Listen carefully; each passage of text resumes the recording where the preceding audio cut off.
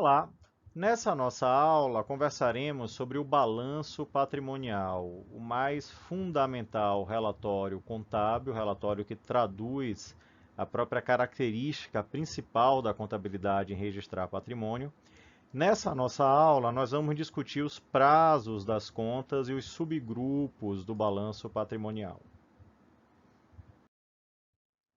Na aula, temos dois objetivos: entender a organização das contas no balanço patrimonial e assimilar as subdivisões que vão existir entre ativos e passivos. Então, se o nosso objetivo na condição de usuários da informação contábil consiste essencialmente em, a partir desses relatórios, extrair informações que subsidiem o nosso processo de tomada de decisão, naturalmente, questionamentos sobre a melhor forma de apresentar ou organizar esses relatórios precisam ser colocados, porque quanto mais bem organizados esses relatórios forem, com certeza melhor será o processo de extração de informações e, por consequência, quer dizer, melhor será o nosso processo de tomada de decisão. Quando vamos entender a apresentação do balanço, então em aula anterior vimos que o balanço segrega o patrimônio, bens, direitos, obrigações, em grupos distintos, bens e direitos ativos, obrigações passivos. Então, se nós tentássemos estabelecer algum critério lógico para organizar as contas de ativos e passivos, como é que nós organizaríamos essas contas? Então, não existindo nenhum tipo de restrição, sempre que eu tenho um conjunto de contas a pagar, com certeza é muito mais lógico organizar essas contas por ordem de vencimento, colocando primeiro aquilo que vence primeiro e depois aquilo que vencerá mais adiante. Então, essa lógica de tentar organizar o relatório por ordem de vencimento, ela também vigora na apresentação do balanço patrimonial. Então, quando vamos apresentar o balanço patrimonial, essa ordem de vencimento, no caso de recebimento nos ativos ou de pagamento nos passivos obrigações, quer dizer, também vigora. Nós vamos colocar primeiro aquelas contas que serão recebidas ou pagas primeiro e vamos colocar depois as contas que serão recebidas ou pagas depois. Sob o ponto de vista técnico, o que é que isso quer dizer? Isso quer dizer que os nossos ativos precisam estar ordenados, classificados, organizados com base na liquidez. O que é liquidez? Essa capacidade de ser convertido em dinheiro. Daí, quanto mais rápido o ativo for convertido em dinheiro, mais para cima eu coloco ele. Tanto é que a primeira conta que nós colocamos é a conta que nem chega a ser convertida em dinheiro, porque ela já é dinheiro, que seria a conta caixa e a conta bancos, quer dizer, aparece lá em primeiro lugar nos ativos. Mas também, sob o ponto de vista dos passivos, nós também precisamos usar um critério similar. Então, nesse caso, vamos dizer que as contas dos passivos, as obrigações, vão ser ordenadas de acordo com a sua exigibilidade. Aquilo que é exigido primeiro, eu coloco primeiro. Então, essa organização centrada em liquidez e exigibilidade pode fazer também com que façamos subdivisões nos grandes grupos de ativos e passivos. Ao organizar, então, o balanço patrimonial, aí teríamos que colocar os ativos apresentados de acordo com a ordem de liquidez. Os mais líquidos primeiros, que eu recebo já, depois os menos líquidos, recebo em breve, e por fim, os muito menos líquidos, que eu vou receber a perder de vista. No caso das obrigações, aí a lógica seria a mesma: pago já, pago em breve, e aquilo que não teríamos a obrigação de pagar, quer dizer, nós poderíamos aí colocar depois. Quer dizer, o patrimônio líquido é o recurso que pertence ao dono, a empresa não tem a obrigação de quitá-lo. Então, numa analogia didática, eu estou aqui dizendo, né, que seria o pagar a perder de vista, mas essa obrigação, ela de fato não existe.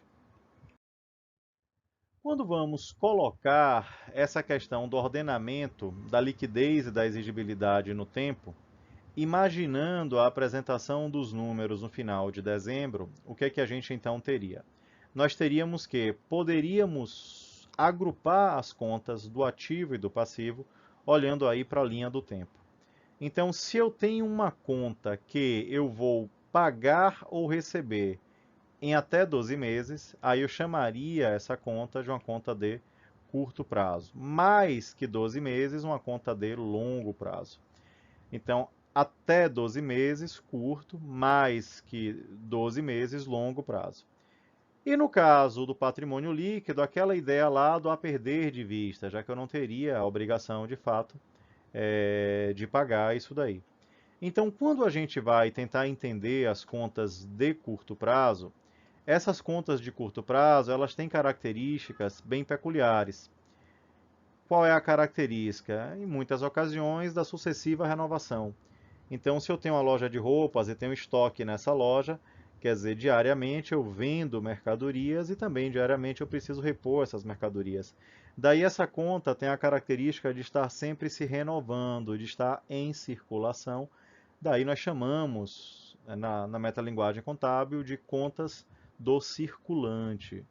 São contas, então, que eu no ativo recebo em até 12 meses e no passivo eu pago em até 12 meses, considerando aí a apresentação do balanço no final do ano, em 31 de dezembro de um determinado ano. Ora, quando a gente vai para o longo prazo, no longo prazo nós aí teríamos a figura dos não circulantes. Então, o que é que a gente tem no longo prazo? Um equipamento. Então, se eu tenho uma indústria e compro um equipamento para usar na indústria, a minha expectativa de gerar ganhos futuros é longa. Daí, esse equipamento vai ser convertido em ganhos por meio do seu uso. Como o uso é longo, eu vou chamar ele de um ativo não circulante. Quer dizer, seria diferente se uma loja de máquinas e equipamentos comprasse um equipamento, porque essa loja ela colocaria no seu estoque, o estoque é entendido como vendável no horizonte mais curto, daí poderíamos chamar de ativo circulante. Mas se eu compro para uso, aí eu estou entendendo que seria não circulante. A mesma lógica vale para o passivo. Então, se eu tenho uma dívida que eu pago no horizonte temporal longo, eu vou classificar ela de não circulante. Dívidas que eu pago no horizonte temporal mais reduzido, eu vou chamar de circulante. E o que nós teríamos de muito mais que 12 meses, aí é aquela analogia didática lá do patrimônio líquido, que eu não teria de fato a obrigação de pagar, seria um pagamento a perder de vista. Existem exceções a essa regra? Sim. Então, se a empresa tem um ciclo operacional muito longo, então eu sou um armador que constrói navios. Eu levo muito mais que 12 meses para construir um navio. Então, eu levo 3 ou 4 anos para construir um navio. Então, nesses casos, que são exceção, nós poderíamos entender como curto prazo tudo aquilo que está dentro do ciclo operacional dessa empresa. Então, seriam 3 ou 4 anos, o que for o ciclo operacional da empresa. Então, quando nós usamos esse critério de ordenar os ativos com base na liquidez, os passivos com base na exigibilidade, a partir daí, olhando para o horizonte de 12 meses e entendendo que nós poderíamos subclassificá-los em circulante ou não circulante, a apresentação do balanço poderia ser feita em subgrupos. Ativos circulantes, que eu converto em dinheiro em até 12 meses, ativos não circulantes, que eu converto em dinheiro em mais que 12 meses, e a mesma lógica valeria para os passivos. Passivos circulantes, converto em dinheiro em até 12 meses, não circulantes. Passivos circulantes, demando dinheiro para serem quitados em até 12 meses, passivos não circulantes, demandam dinheiro para ser quitado em mais que 12 meses. E o patrimônio líquido. Com isso, o nosso balanço passa a ter 5 grandes grupos: ativo circulante, ativo não circulante, passivo circulante, passivo não circulante e patrimônio líquido. Com isso, essa apresentação sintética nos 5 blocos estruturados de acordo com liquidez e exigibilidade pode ser apresentada. Esperamos que com a aula nós tenhamos aí alcançado os dois objetivos pretendidos. Quais foram eles? Entender a organização das contas no balanço patrimonial e, a partir daí, assimilar essas subdivisões que precisamos fazer nos ativos e passivos. Bons estudos!